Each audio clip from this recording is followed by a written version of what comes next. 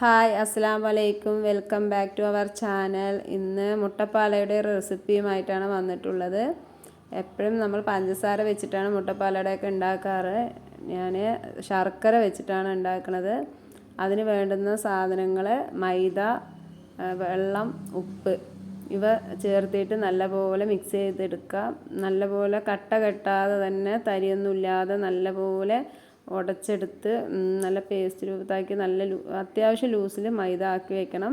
പിന്നെ ശർക്കര ചീകിയത്, തേങ്ങ ചീകിയത് ഇതെല്ലാം പാടെ എല്ലാം റെഡിയാക്കിയതിന് ശേഷം നമ്മളൊരു ദോശത്തവ വെച്ച് അതിൽ ചുട്ടെടുക്കണം. അപ്പോൾ എല്ലാ ഭാഗത്തും മുട്ടപ്പാലടാന്നാണ് പറയുക. ഞാൻ ചുരുട്ടിയപ്പം എന്നും കൂടിയാണ് പറയുക. കാരണം കുട്ടി ചെറുതായിരിക്കുമ്പോൾ നമ്മൾ സ്കൂളൊക്കെ വിട്ട് വരുമ്പോൾ പെട്ടെന്ന് റെഡിയാക്കി കൊടുക്കാൻ വേണ്ടിയിട്ടൊക്കെ ഉണ്ടാക്കും. അപ്പോൾ അന്നേരം അവൻ ചുരുട്ടിയപ്പം പറഞ്ഞിട്ട് അങ്ങനെ നമ്മൾ ചെയ്തു വന്നതാണ്. അതിലേക്ക് ജീരകം, കറുത്ത എള്ള് ഉണ്ടെങ്കിൽ നല്ലതാണ്.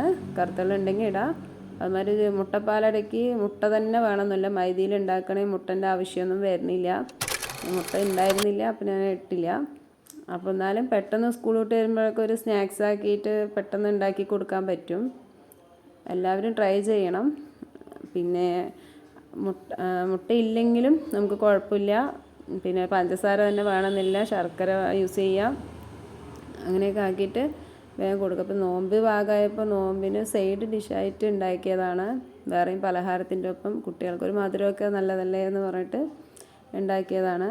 പിന്നെ ഏലക്ക പൊടിച്ചത് ഇതിലിട്ടിട്ടുണ്ടായിരുന്നു, അത് മറന്നുപോയി. ശർക്കരയിൽ കൂടെ നമ്മൾ മിക്സ് ചെയ്തിട്ടുണ്ടായിരുന്നു. അങ്ങനെ ദോശയൊക്കെ ചുട്ടെടുത്തിട്ട് അതിൽ ശർക്കരയും തേങ്ങയൊക്കെ വെച്ച് കൊടുത്തിട്ട് നമ്മൾ സൈഡിൽ കൂടെ പോവാതിരിക്കാൻ വേണ്ടിയിട്ട് 2 സൈഡ് കവർ ചെയ്തതിന് ശേഷം ചുരുട്ടി റോളാക്കി എടുത്താൽ മതി. അപ്പോൾ ഈ വീഡിയോ ഇഷ്ടപ്പെടുകയാണെങ്കിൽ എല്ലാവരും ഒന്ന് ലൈക്ക് ചെയ്യണം, ഷെയർ ചെയ്യണം, കമൻറ്റ് ചെയ്യണം, സബ്സ്ക്രൈബ് ചെയ്ത് എല്ലാവരും ഒന്ന് സപ്പോർട്ട് ചെയ്യണം. എല്ലാവരും ട്രൈ ചെയ്ത് നോക്കണം. പെട്ടെന്ന് സ്കൂൾ വിട്ട് വന്നിട്ട് കുട്ടികൾ എന്താ കഴിക്കാമെന്ന് ചോദിക്കുമ്പോൾ നമ്മൾ ബേക്കറി പലഹാരം തന്നെ കൊടുക്കുന്നതിന് പകരം ഇതൊന്ന് ട്രൈ ചെയ്ത് കൊടുക്കാം. ഇതൊക്കെ അത്യാവശ്യം വീട്ടുകളിൽ ഉണ്ടാവുന്ന സാധനങ്ങളല്ലേ. ഇതിന് പകരം അരി അരച്ചിട്ടും കൊടുക്കാം. അപ്പോൾ എല്ലാവരും ഒന്ന് ട്രൈ ചെയ്ത് നോക്കണേ.